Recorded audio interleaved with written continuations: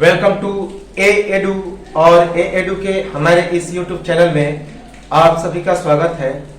तो साइंस के चैप्टर में हम लोग मानव मस्तिष्क अर्थात ह्यूमन ब्रेन या फिर ह्यूमन स्केलेटल सिस्टम अर्थात मानव तंत्रिका तंत्र के बारे में पढ़ रहे थे, जिसके तहत हम लोगों ने पिछले वीडियो में इस ह्यूमन ब्रेन के कुछ परिचय को देख लिया, ह्यूमन ब्रेन के कुछ फंक्शन को देखा और ह्यूमन ब्रेन के आज हम लोग स्ट्रक्चर को देखेंगे और ह्यूमन ब्रेन में अर्थात मानव मस्तिष्क में कौन कौन सी चीजें उपस्थित होती है और उनका क्या क्या फंक्शन है, सभी चीजों को हम लोग डिटेल में देखेंगे और इसके कुछ बचे हुए चीजों को हम लोग अगले वीडियो में देखेंगे और उसके बाद फिर मेरू रज्जु पे आएंगे जिसे स्पाइनल कोड कहा जाता है और उसके बाद जब जो मानव मस्तिष्क है उसके कुछ इंपॉर्टेंट फैक्ट को देखेंगे और यह मानव मस्तिष्क समाप्त हो जाएगा।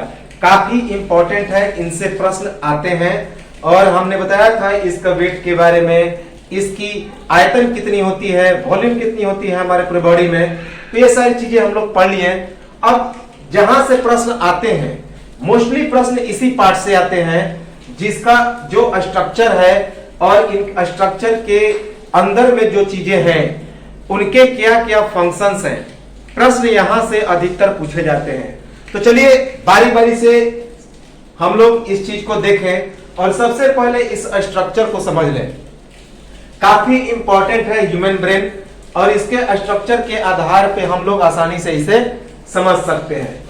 तो चलिए शुरुआत करते हैं हम लोग मानव ब्रेन, मानव मस्तिष्क को, ह्यूमन ब्रेन को। तो जैसा कि यह एक चित्र दिखाई दे रहा है, मनुष्य की यह एक खोपड़ी है, खोपड़ी के अंदर में यह ब्रेन है, कपाल के अंदर में सुरक्षित रहता है ब्रेन। ऐसा हमने बताया था कि जो स्कल होता है, खोपड़ी होता है, खोपड़ी के अंदर में हमारा ब्रेन सुरक्षित रहता है झिल्ली नुमा स्ट्रक्चर के रूप में। तो ये एक ब्रेन है, इस ब्रेन में कौन कौन से पार्ट होते हैं हम लोग इसे देखें। तो यह जो बाहरी आवरण है झिल्ली की तरफ, ये जो बाहरी आवरण दिखाई दे रहा है झिल्ली की तरफ, इसे हम लोग अग्र मस्तिष्क कहते हैं। हमने पढ़ा था पिछले वीडियो में कि अग्र मस्तिष्क, पश्च मस्तिष्क और मध्य मस्तिष्क, ये मस्तिष्क के तीन भाग हैं। जो आगे वाला पार्ट है इसे फोरब्रेन कहते हैं, अग्र मस्तिष्क कहते हैं। तो इस अग्र मस्तिष्क में का ही यह पार्ट है जिसे हम लोग सेरिब्रम या फिर प्रामस्तिष्क कहते हैं। हालांकि इस अग्र मस्तिष्क के दो पार्ट होते हैं। एक का नाम है अग्र मस्तिष्क पश्च जिसे डायनेसेफ्लॉन कहते हैं और दूसरे का नाम है सेरिब्रम जिसे प्रामस्तिष्क या फिर प्रोसेनसेफिलॉन कहते हैं। तो अग्र मस्तिष्क पश्च अर्थात फॉर बिहाइंड ब्रेन, तो फॉर बिहाइंड ब्रेन का भी पिछला हिस्सा, इसके दो पार्ट, एक थैलेमस ये पार्ट और दूसरा होता है हाइपोथैलेमस। तो इसके दो पार्ट होते हैं, दो गोलार्धों में यह डिवाइडेड रहता है। एक को हम लोग एक जो गोलार्ध होता है उसमें हाइपोथैलेमस और थैलेमस रहते हैं, जबकि दूसरे गोलार्ध जो झिल्लियों से भरा रहता है उसे हम लोग सेरिब्रम या प्रामस्तिष्क कहते हैं। तो यह जो पार्ट है बाहरी झिल्ली से घिरा हुआ, ये पूरा पार्ट, इसे हम लोग सेरिब्रम या प्रामस्तिष्क कहते हैं। तो इसके अंदर में दो पार्ट होते हैं, इसके पिछले हिस्से में जिसे अग्र मस्तिष्क पश्च या फिर डायनोसेफ्लॉन कहते हैं और इसके दो हिस्से, इस वाले पार्ट को थैलेमस कहा जाता है। तो इस वाले पार्ट को थैलेमस कहा जाता है जो पूरी तरह से इसका कलर लाल होता है, याद रखेंगे।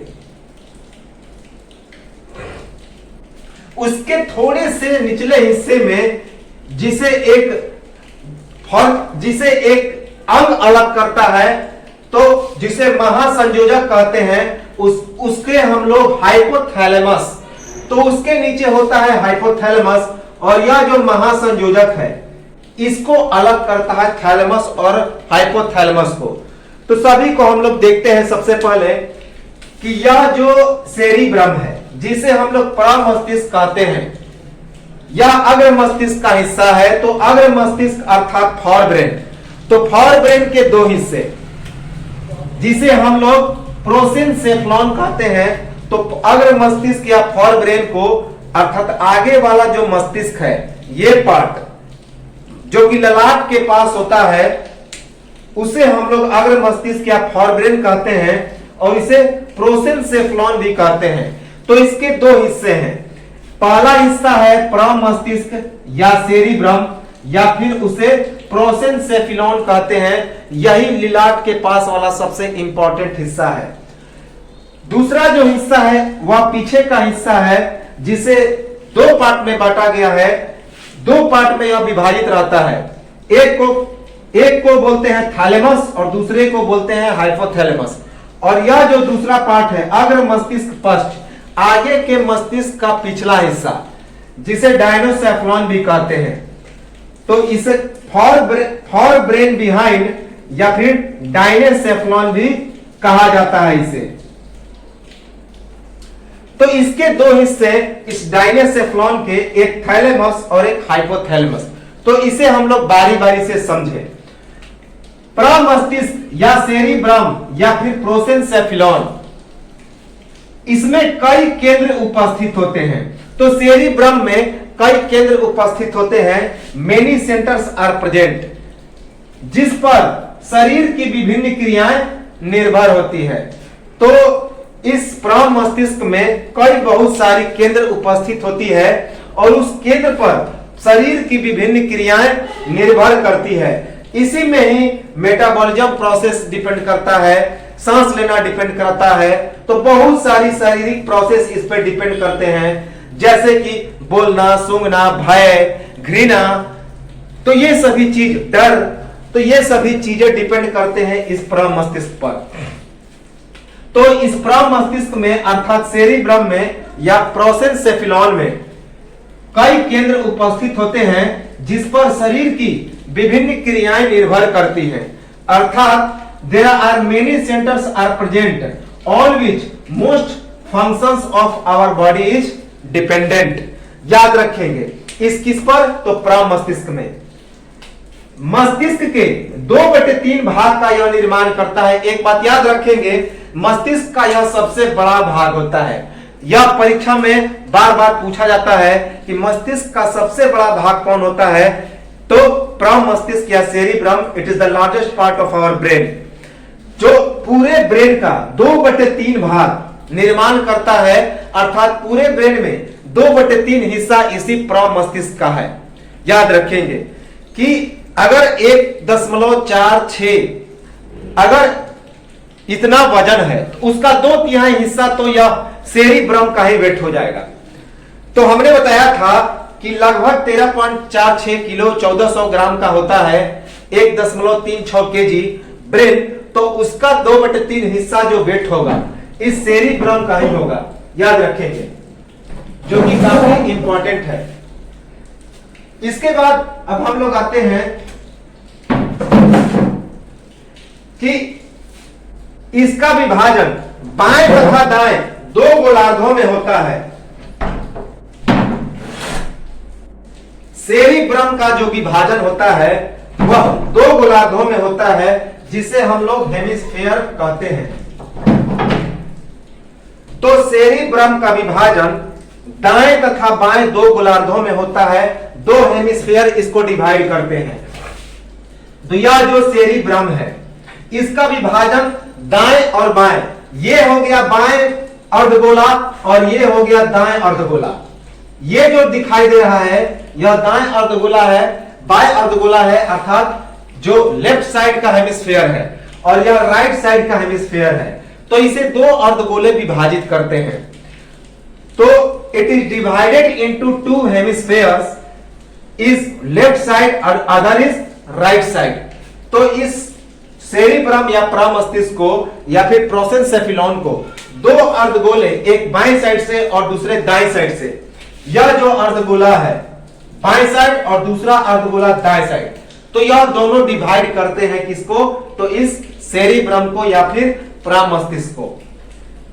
It is divided into two hemispheres, one is left side and other is right side।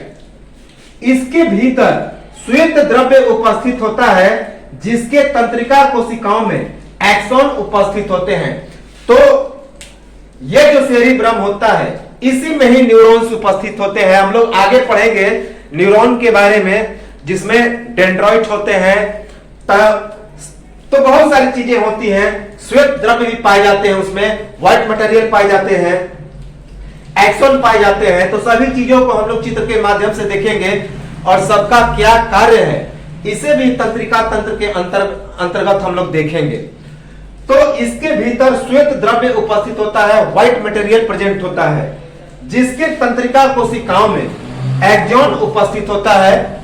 तो there is a white material presented inside it whose nerve cell has axon present।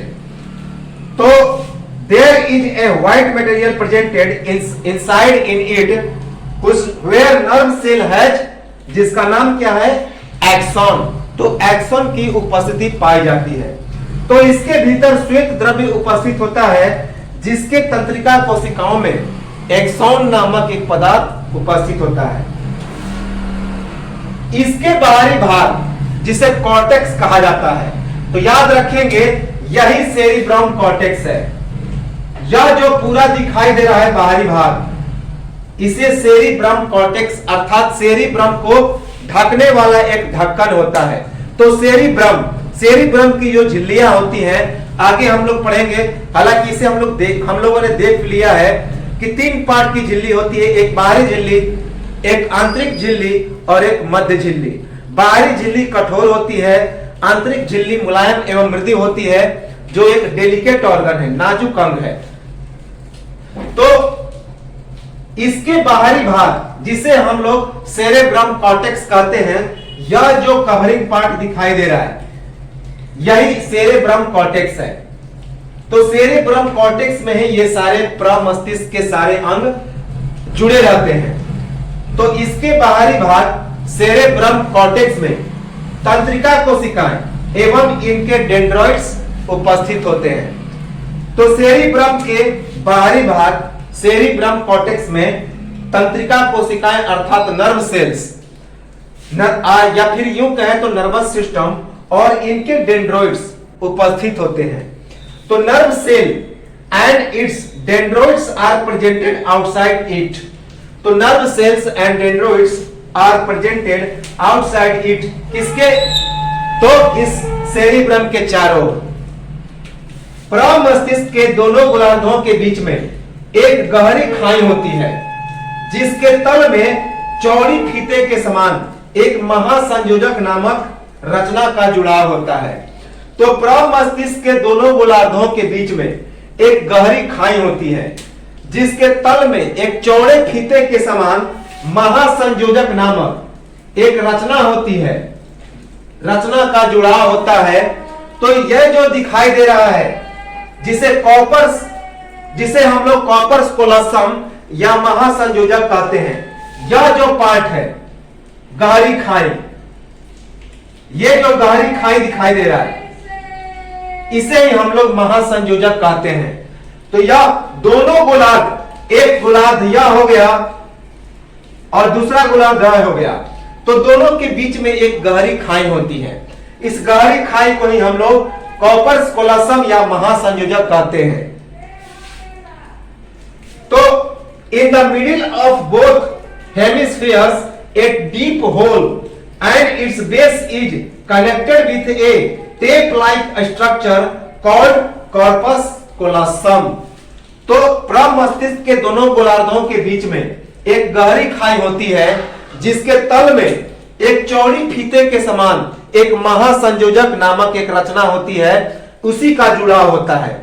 तो in the middle of both hemispheres a deep hole and its base is connected with a tape like structure called corpus callosum. तो उस महासंयोजक का नाम क्या है, तो corpus callosum.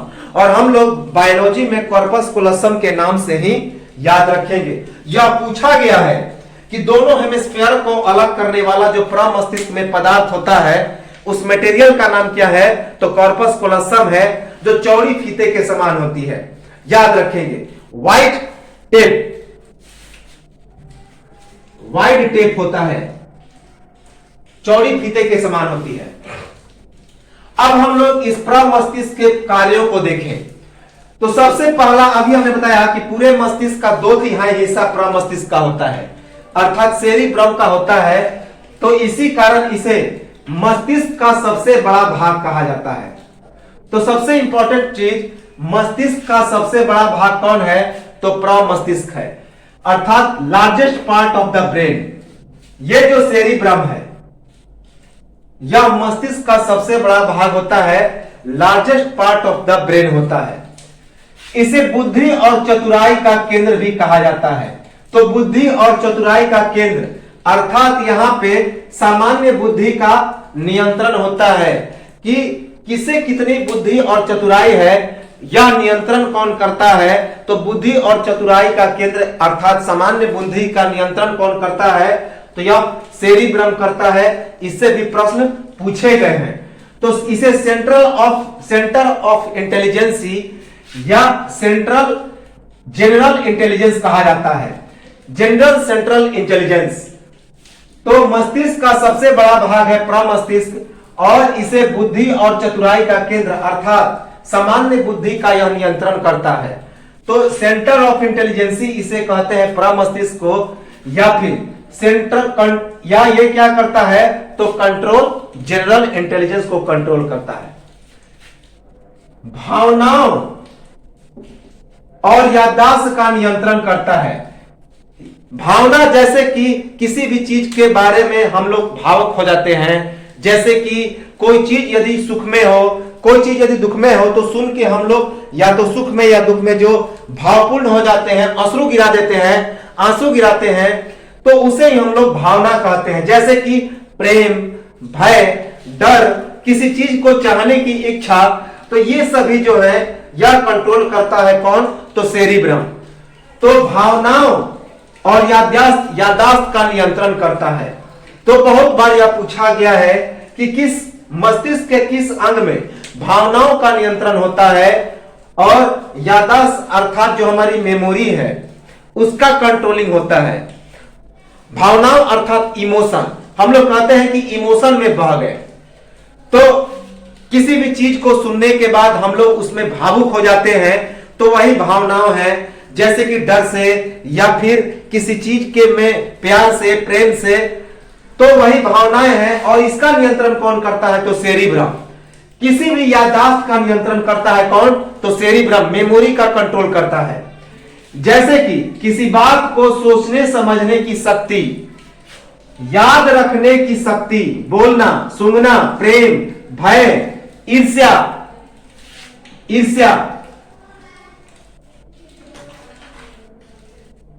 तो इन सभी का नियंत्रण कौन करता है? तो यह सेरिब्रम करता है। ईर्ष्या अर्थात किसी से जलन, जिलस, तो भावनाओं और याददाश्त का नियंत्रण, जैसे किसी बात को सोचने समझने की शक्ति, याद रखने की शक्ति, बोलना, सूंघना, प्रेम, भय, ईर्ष्या इत्यादि पर नियंत्रण कौन करता है? तो यह सेरिब्रम करता है। इंपॉर्टेंट है, याद रखेंगे। अर्थात control of emotions and remembering, control of emotions and remembering such as power of thinking, power of remember, speaking, smelling, love, fears, jealous, etc, इन सभी पर नियंत्रण करने का काम सेरिब्रम या प्रमस्तिष्क या प्रोसेंसेफिलॉन करता है। इसका एक और इंपॉर्टेंट, सबसे इंपॉर्टेंट काम है हृदय गति पर नियंत्रण, सांस लेने पर नियंत्रण और भोजन ग्रहण करने पर नियंत्रण। हृदय गति को कितनी, 1 मिनट में कितनी बार धड़कनी चाहिए और कितनी तेजी से धड़कनी चाहिए, इस पर नियंत्रण करता है कौन? तो यह सेरिब्रम। हार्ट बीट पे नियंत्रण करता है, हार्ट के मोशन पे नियंत्रण करता है यह सेरिब्रम। उसके बाद सांस लेने पर, अर्थात 24 घंटे में हम लोग को कितनी सांस लेनी चाहिए, किस वातावरण में सांस लेनी चाहिए, और सांस लेने में दिक्कत हो रही है तो उसका क्या कारण है, इन सभी पर कंट्रोलिंग करता है या सेरिब्रम या प्रमस्तिष्क। उसके बाद भोजन ग्रहण करने पर नियंत्रण करता है। हमारे शरीर को कौन सी भोजन की आवश्यकता है, किस भोजन से शरीर के किस टिश्यू का निर्माण होगा, इन सब पर नियंत्रण करता है किस कौन? तो यह सेरिब्रम, प्रमस्तिष्क। तो हृदय गति पर नियंत्रण, सांस लेने पर नियंत्रण, भोजन ग्रहण करने पर नियंत्रण, यह कौन करता है? तो सेरिब्रम या प्रमस्तिष्क। अर्थात हार्ट बीट, ब्रीथिंग और फूड, इन सभी पर कंट्रोलिंग करता है यह सेरिब्रम। तो यह तो था हमारा सेरिब्रम, जिसे हम लोग सेरिब्रम या फिर प्रमस्तिष्क या प्रोसेंसेफेलॉन कहते हैं। अब हम लोग इसके दूसरे पार्ट पर आते हैं, अग्र मस्तिष्क पश्च या डायनोसेफेलॉन, जिसे हम लोग फोरब्रेन बिहाइंड या डायनोसेफेलॉन कहते हैं। इसके दो पार्ट, एक थैलेमस और एक हाइपोथैलेमस। तो थैलेमस और हाइपोथैलेमस, इसके दो पार्ट होते हैं। सबसे पहले समझें कि इस अग्र मस्तिष्क पश्च या डायनोसेफेलॉन या फोरब्रेन बिहाइंड जो होता है, बैक पार्ट ऑफ फोरब्रेन, इसका क्या काम है? तो सभी उपापचयी क्रियाएं, जनन क्रियाओं, दृष्टि ज्ञान का यह नियंत्रण करता है और नियमन करता है। तो जितने सारे उपापचय क्रिया हैं, अर्थात शरीर में जो मेटाबॉलिज्म प्रोसेस है, जैसे कि ब्लड का फॉर्मेशन, भोजन का पचना, उसके बाद भोजन के पचने के बाद जो अनडाइजेस्टेड फूड है उसका अवशेषी पदार्थों में निर्माण, तो यह जो सारी प्रोसेस है, इन सभी प्रोसेस को करता कौन है?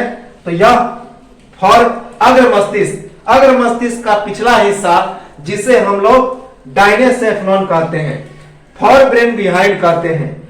तो सभी उपापचय क्रियाएं, जनन क्रियाएं अर्थात रिप्रोडक्टिव फंक्शंस, जो बच्चे को जन्म देते हैं, फीडिंग प्रोसेस होते हैं, यह सभी प्रक्रियाएं अग्र मस्तिष्क पश्च या डायनोसेफेलॉन में होता है। दृष्टि ज्ञान का नियंत्रण और नियमन, तो जो चीज हम लोग देखते हैं, अच्छा बुरा, और किस चीज को देखना है, किस चीज को नहीं देखना है, तो इसे हम लोग लॉजिकल रीजनिंग भी कहते हैं। तो दृष्टि ज्ञान का कंट्रोल करता है और उसको सबऑर्डिनेट करता है कौन? तो यह अग्र मस्तिष्क का पिछला हिस्सा, अर्थात हाइपोथैलेमस और थैलेमस मिलकर, जिसे डायनोसेफेलॉन कहते हैं। तो सभी उपापचय क्रियाएं, जिसमें अपचय और उपचय दोनों आते हैं, तो जनन क्रियाओं और दृष्टि ज्ञान का नियंत्रण एवं नियमन इस डायनोसेफेलॉन के द्वारा होता है। तो control all metabolism processes, reproductive functions and seeing knowledge.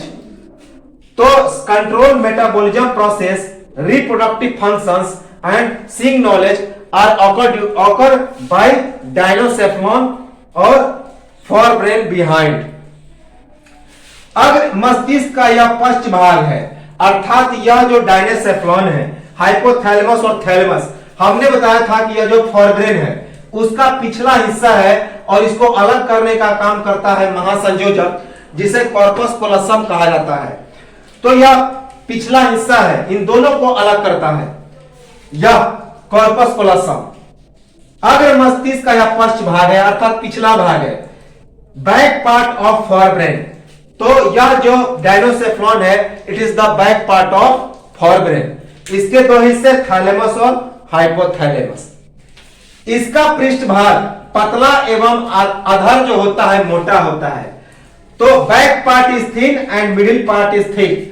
तो यह जो डायनोसेफेलॉन होता है, इसका बीच वाला पार्ट देखिए मोटा होता है, लेकिन पिछला भाग काफी पतला होता है। तो पिछले भाग पतले होते हैं, लेकिन बीच वाले पार्ट दोनों मोटे होते हैं। किसका? तो डायनोसेफेलॉन का, अर्थात थैलेमस और हाइपोथैलेमस का। इंपॉर्टेंट है, इससे प्रश्न आते हैं। अब हम लोग इसके दोनों पार्ट, थैलेमस और हाइपोथैलेमस, इनसे प्रश्न पूछे जाते हैं। तो इसके कार्यों को हम लोग देखें, इसके मेन फंक्शंस को हम लोग देखें। तो सबसे पहले हम लोग इस थैलेमस को देखें। थैलेमस, यह जो थैलेमस है, यह हिस्सा थैलेमस है, इसका रंग क्या होता है? पूरी तरह से लाल होता है, याद रखिए। यह थैलेमस है, यहां से हम लोग थैलेमस की शुरुआत करते हैं। तो सबसे पहला इंपॉर्टेंट तो फैक्ट हो गया कि कोई भी दर्द इसी में महसूस होता है। दर्द हो, ठंडा या फिर गर्म का पहचानने का कार्य। तो दर्द, ठंडा या गर्म को पहचानने का कार्य कौन करता है? तो thalamus. Functions of knowing about pain, cold और हीट। तो दर्द, ठंडा या गर्म को पहचानने का कार्य कौन करता है? तो यह थैलेमस करता है। अर्थात its main function is for knowing about pain, cold और हीट। सूचनाओं या संवेदनाओं का डाकघर के नाम से यह प्रसिद्ध है, बहुत ही इंपॉर्टेंट है। यह सूचनाओं या संवेदनाओं के डाकघर के नाम से प्रसिद्ध है, अर्थात पोस्ट ऑफिस ऑफ सेंसर्स या इंफॉर्मेशंस। तो इसे पोस्ट ऑफिस ऑफ सेंसर्स और इंफॉर्मेशन के नाम से भी जाना जाता है और इसी नाम से यह काफी प्रसिद्ध है। अर्थात हम लोग जानते हैं कि 5 संवेदी अंग होते हैं, जैसे कि जीभ, त्वचा, आंख, नाक और कान। इन 5 संवेदी अंगों से जो सूचनाएं निकलती है, जो इंफॉर्मेशन निकलती है, जो सिग्नल निकलती है, वह इसी थैलेमस में, सेरिब्रम के थैलेमस में जाकर स्टोर होता है। याद रखेंगे। तो इस अग्र मस्तिष्क में जाकर ही स्टोर होता है। अग्र मस्तिष्क के पिछले वाले हिस्से के पार्ट, जिसे थैलेमस कहते हैं, तो उसमें जाकर यह स्टोर होता है और वहां से फिर वापस रिटर्न होके ब्रेन से और ब्रेन के द्वारा शरीर के विभिन्न हिस्सों में उसके प्रतिक्रिया के रूप में वापस पहुंचाया जाता है। तो जिस तरह से डाकघर में चिट्ठियां इकट्ठी होती है एक मेल की तरह, और वह चिट्ठी अलग अलग उप डाकघर में पहुंचाया जाता है, तो उप डाकघर में पहुंचाया जाता है, तो इसी प्रकार से यह डाकघर की तरह काम करता है और शरीर के विभिन्न हिस्से इसके उप डाकघर हो गए। तो वहां पे यह पहुंचाने का काम करता है कौन? थैलेमस। याद रखेंगे। एक चीज और याद रखेंगे कि यह जो प्रमस्तिष्क है, इसे मस्तिष्क का उपभाग भी कहा जाता है। याद रखेंगे, मस्तिष्क का उपभाग।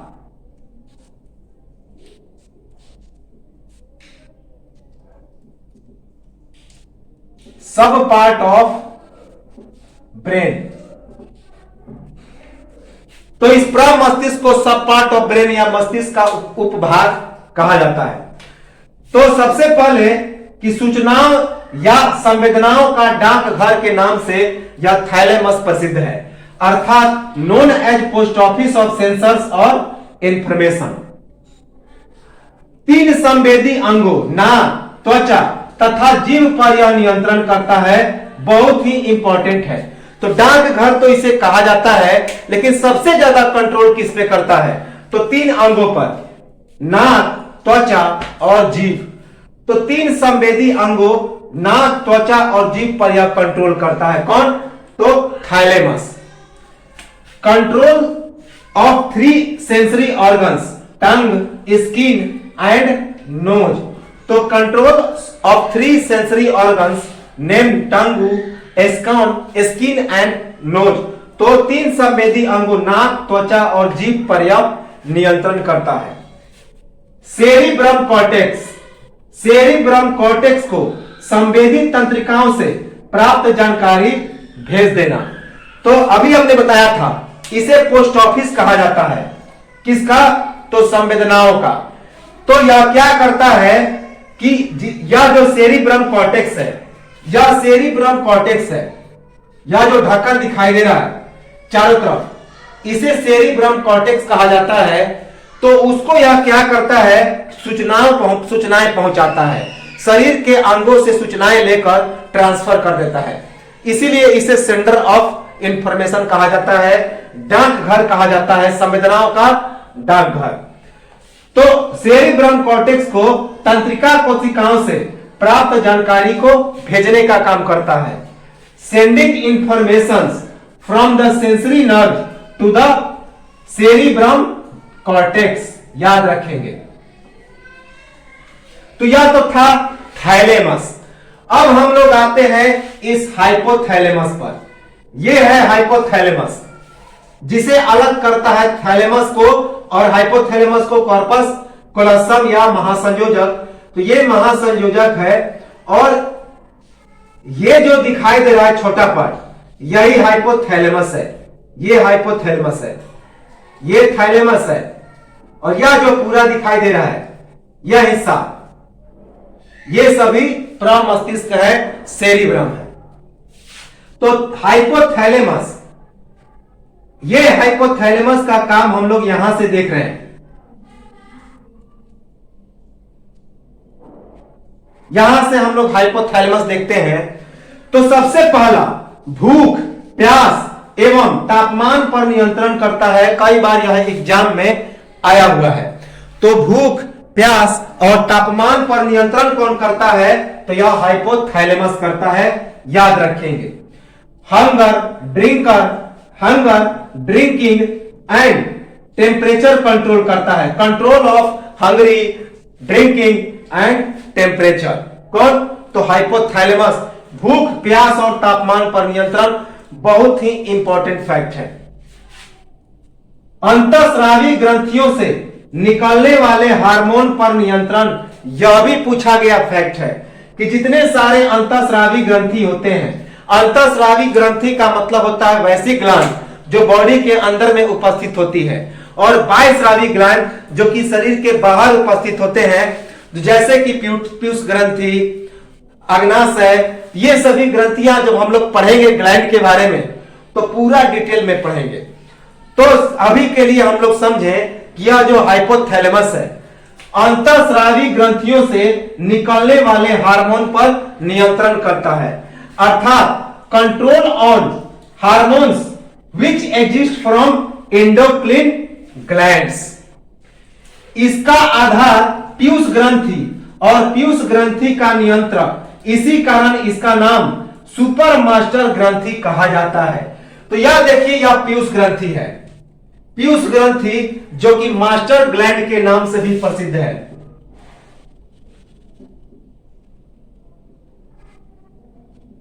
मास्टर ग्रंथि, सभी ग्रंथियों को यह नियंत्रित करता है, इसीलिए इसे मास्टर ग्लैंड के नाम से भी जाना जाता है। और इसको नियंत्रण करने का काम कौन करता है? तो हाइपोथैलेमस। तो ये हाइपोथैलेमस है, और यह किसको, इसका आधार किस पे टिका हुआ है? तो इस पीयूष ग्रंथि पे। यह जो पूरा पार्ट दिखाई दे रहा है, यह पीयूष ग्रंथि है, और इसी ग्रंथि, यह जो पीयूष ग्रंथि है, इसी हाइपोथैलेमस का आधार है, और यह हाइपोथैलेमस इस पीयूष ग्रंथि को कंट्रोल करता है। तो चूंकि अंतःस्रावी ग्रंथियों से निकलने वाले हार्मोन पर नियंत्रण करता है, और इसका जो आधार होता है वह पीयूष ग्रंथि होता है, और यह पीयूष ग्रंथि का नियंत्रक होता है, इसी कारण इसका नाम सुपर मास्टर ग्रंथि कहा जाता है, याद रखें।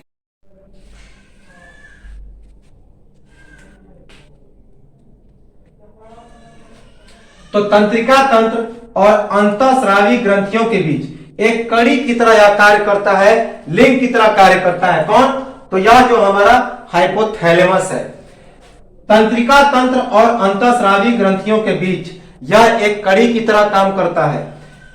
It acts as a link between nervous system and endocrine glands. सबसे मुख्य कार्य समस्थैनिक पर नियंत्रण। The main function of hypothalamus is to control homeostasis of the body. तो इस हाइपोथैलेमस का जो सबसे इंपॉर्टेंट काम होता है वह समस्थैनिक पर नियंत्रण, अर्थात हमारे बॉडी के जितने सारे अंग हैं वे अपने स्थान पर सुरक्षित रहें, इसी का काम करता है, और इसी को होम्योस्टैटिस कहा जाता है, और इसी नाम से यह एग्जाम में पूछा जाता है, होम्योस्टैटिस। तो इस हाइपोथैलेमस का सबसे मुख्य कार्य समस्थैनिक पर नियंत्रण करना है, अर्थात the main function of hypothalamus is to control homeostasis of the body, याद रखेंगे। तो ये तो था हाइपोथैलेमस, और यह अग्र मस्तिष्क समाप्त हुआ। अब हम लोग कुछ और हिस्से हैं जिसे सेरिब्रम के कुछ हिस्सों को हम लोग देखें। तो यह पूरा सेरिब्रम है, यह पूरा सेरिब्रम है, और यह जो बॉक्स दिखाई दे रहा है सेरिब्रम कॉर्टेक्स कहते हैं, इस ढक्कन को सेरिब्रम कॉर्टेक्स कहते हैं। तो इस सेरिब्रम में 4 हिस्से होते हैं, इस सेरिब्रम में 4 हिस्से होते हैं।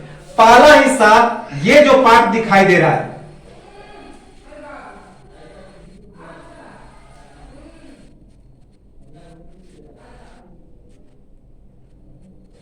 इसे हम लोग ललाट खंड कहते हैं। ललाट अर्थात यह सबसे ब्रेन का सबसे आगे हिस्सा होता है, जो कि ललाट या सामने वाला हिस्सा, जिसे ये ललाट है, फ्रंटियर पार्ट, तो इसे हम लोग फ्रंटल लोब कहते हैं। लोब यानी कि खंड, तो यह ललाट है जिसे हम लोग फ्रंटल लोब कहते हैं। तो इस सेरिब्रम कॉर्टेक्स, सेरिब्रम के पहले हिस्से को जो आगे का हिस्सा होता है उसे ललाट खंड या फ्रंटल लोब कहते हैं। तो इसमें फ्रंटल लोब में याददाश्त, निर्णय, व्यक्तित्व के विकास एवं विचार, ध्यान, रचनात्मक कार्यों एवं अनुमस्तिष्क पर नियंत्रण करता है। तो याददाश्त, निर्णय, व्यक्तित्व के विकास, विचार, ध्यान, रचनात्मक कार्य और अनुमस्तिष्क पर यह नियंत्रण करता है। कौन? तो ललाट खंड, जिसे हम लोग फ्रंटल लोब कहते हैं। तो एग्जाम में फ्रंटल लोब ही याद रखेंगे, क्योंकि इसी नाम से एग्जाम में पूछा जाता है। तो याददाश्त अर्थात मेमोरी, निर्णय, डिसीजन, व्यक्तित्व का विकास, डेवलपमेंट ऑफ पर्सनालिटी, विचार, थिंकिंग, ध्यान, मेमोरी, उसके बाद रचनात्मक कार्य, जितने सारे क्रिएटिविटी होते हैं, अनुमस्तिष्क जिसे सेरिबेलम कहते हैं। तो इन सभी पर नियंत्रण कौन करता है? तो फ्रंटल लॉब या ललाट खंड। तो control of memory, decision, thought, concentration, creativity, personality development and cerebellum, जिसे अनुमस्तिष्क या फिर पिछला हिस्सा कहते हैं मस्तिष्क का। इसके बारे में हम लोग अगले वीडियो में पढ़ेंगे। ललाट अस्थि से ढका हुआ, covered by front bone of the brain. तो यह जो ललाट खंड होता है, फ्रंटल लोब होता है, यह ललाट अस्थि अर्थात ललाट के हड्डी से घिरा हुआ रहता है, ढका रहता है। याद रखेंगे, covered by front bone of the brain अर्थात ललाट अस्थि से यह ढका हुआ रहता है। इंपॉर्टेंट है, याद रखेंगे। इसके बाद अगला जो हिस्सा है, ये पार्ट ललाट अस्थि के बाद, फ्रंटल लोब के बाद,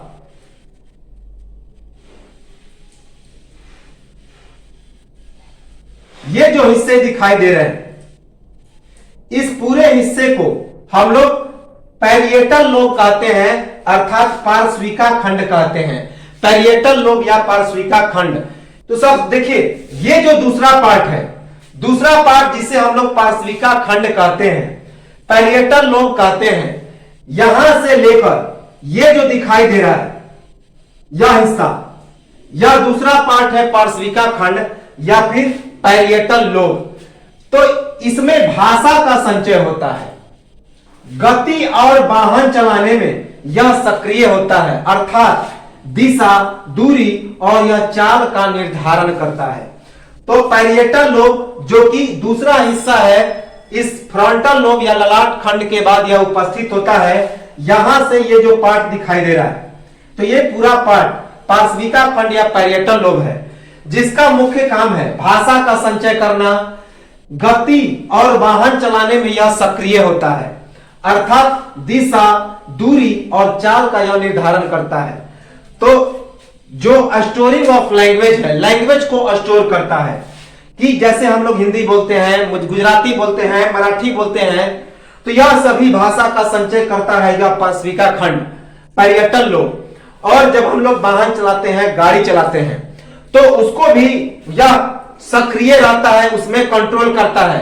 जैसे कि यह दिशा बताता है कि किस दिशा में हमको मुड़ना है, चाल बताता है कि कितने स्पीड से जाने पर, जैसे कि कोई ब्रेकर आ गया तो हम लोग चाल धीमा करें, चिकनी रोड आ गई तो चाल को बढ़ाएं, दूरी, तो इन सभी का निर्धारण करता है कौन? तो यह पार्श्विका खंड या पैरिएटल लोब। तो याद रखेंगे पैरिएटल लोब के नाम से।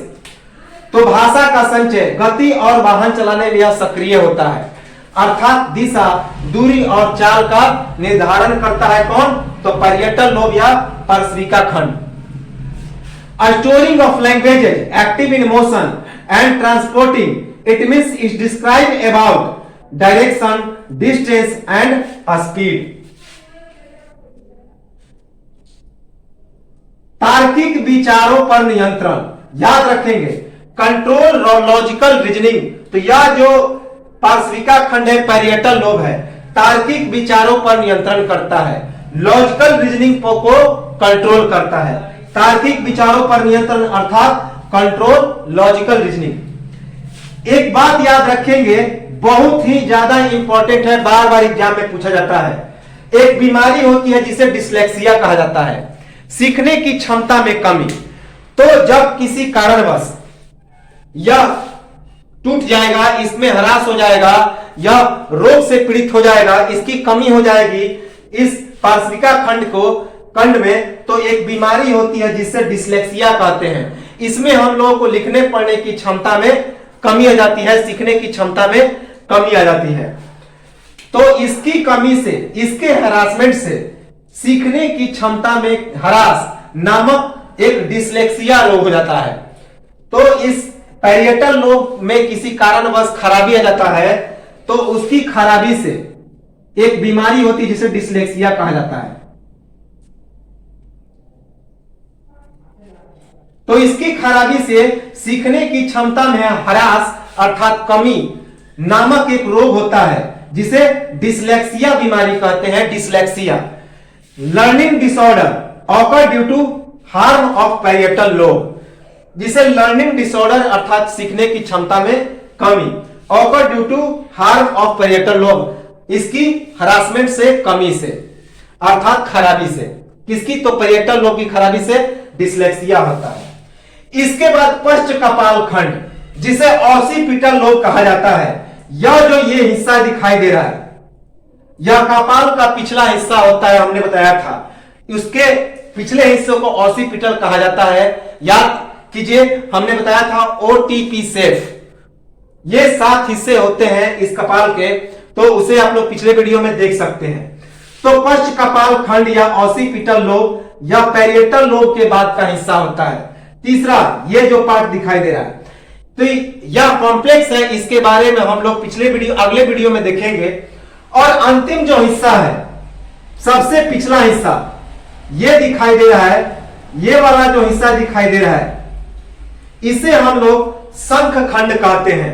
शंख खंड, तो शंख खंड जो होता है जिसे टेम्पोरल लोब कहते हैं, तो टेम्पोरल लोब जिसे शंख खंड कहा जाता है, याद रखेंगे।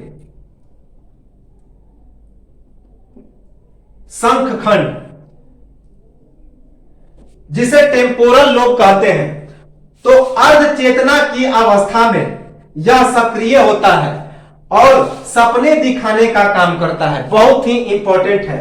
तो यह अर्ध चेतना, जब हम लोग आधी नींद में सोए रहते हैं, तो इसी अर्ध चेतना में यह कार्यरत रहता है और हमें सपने दिखाने का काम करता है। तो चेतना, हमारी जो मस्तिष्क होती है वह 3 अवस्थाओं में रहती है।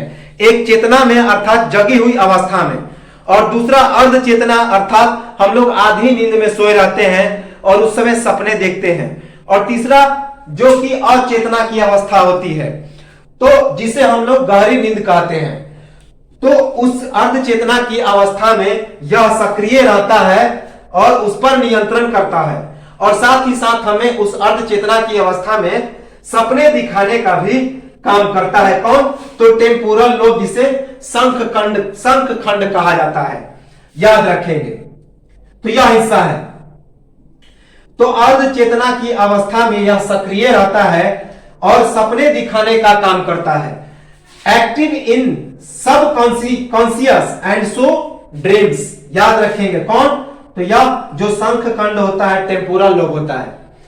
मस्तिष्क की 3 अवस्था होती है, चेतना अर्थात कॉन्शियसनेस, अर्ध चेतना सब कॉन्शियसनेस, और अर्ध अचेतना जिसे अनकॉन्शियस कहा जाता है, याद रखेंगे।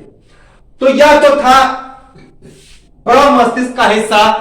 एक हिस्सा बचा है हम लोग का पश्च कपाल खंड, जिसे हम लोग अगले वीडियो में देखेंगे। अब हम लोग इस मस्तिष्क के कुछ और नामों को देखें कि कौन कौन से हिस्से कहां है, और इसके पूरे डिटेल को हम लोग अगले वीडियो में देखेंगे। तो जैसे यह जो निचला हिस्सा दिखाई दे रहा है, इसे मेरु रज्जु कहते हैं। यह मेरु रज्जु स्पाइनल कोड होता है और यहीं से हमारा रीढ़ की हड्डी की शुरुआत होती है, और इसे कमजोर हड्डी कहा जाता है, मेरु रज्जु स्पाइनल कोड। ये जो निचला हिस्सा दिखाई दे रहा है, उस स्पाइनल कोड के अंदर में सबसे पिछला जो हमारा मस्तिष्क होता है, जिसे सेरिबेलम या फिर अनुमस्तिष्क कहा जाता है, वह उपस्थित होता है। सेरिबेलम या अनुमस्तिष्क यह सेरिबेलम है और वह किसके अंदर होता है? तो मेरु रज्जु के अंदर होता है। यहीं से हमारी रीढ़ की हड्डी की शुरुआत होती है। उसके बाद जो सबसे निचला ब्रेन होता है उसे मेडुला ऑब्लांगाटा कहते हैं। तो इसका भी जुड़ाव इस सेरिबेलम से होता है। यह जो हिस्सा दिखाई दे रहा है, ये वाला, यह पूरा जो हिस्सा है यह मेडुला ऑब्लांगाटा है। इसके बाद मध्य मस्तिष्क, यह पूरा मध्य मस्तिष्क है जिसे कॉर्पोरा क्वाड्रिजेमिना कहा जाता है। कॉर्पोरा क्वाड्रिजेमिना, जिसे मध्य मस्तिष्क अर्थात मिड ब्रेन भी कहते हैं, और इसको हम लोग अगले वीडियो में देखेंगे। मिड ब्रेन, तो यह जो बीच का जो हिस्सा दिखाई दे रहा है, यह पार्ट, इसे कॉर्पोरा क्वाड्रिजेमिना कहा जाता है, मध्य मस्तिष्क या कॉर्पोरा क्वाड्रिजेमिना। इसके बाद यह जो कॉर्पोरा क्वाड्रिजेमिना है एक कवरिंग पार्ट से जुड़ा रहता है। यह पार्ट जो दिखाई दे रहा है इसे हम लोग फॉर्मिक्स कहते हैं। तो यह जो मध्य मस्तिष्क है उसका जो बाहरी आवरण होता है उसे फॉर्मिक्स कहते हैं। यह फॉर्मिक्स है। तो इन सभी चीजों को हम लोग अगले वीडियो में देखेंगे और बहुत ही इंपॉर्टेंट है, इनसे प्रश्न आते हैं। तो एक स्क्रीनशॉट लेंगे और बार बार इसे वीडियो को देखेंगे तो चीजें आसानी से समझ में आ जाएगी। और इसे सब्सक्राइब जरूर कर लें ताकि आगे की जो वीडियो होंगी आपको इंफॉर्मेशन मिल जाएगी। तो एक स्क्रीनशॉट लें और मिलेंगे हम लोग अगले वीडियो में। तब तक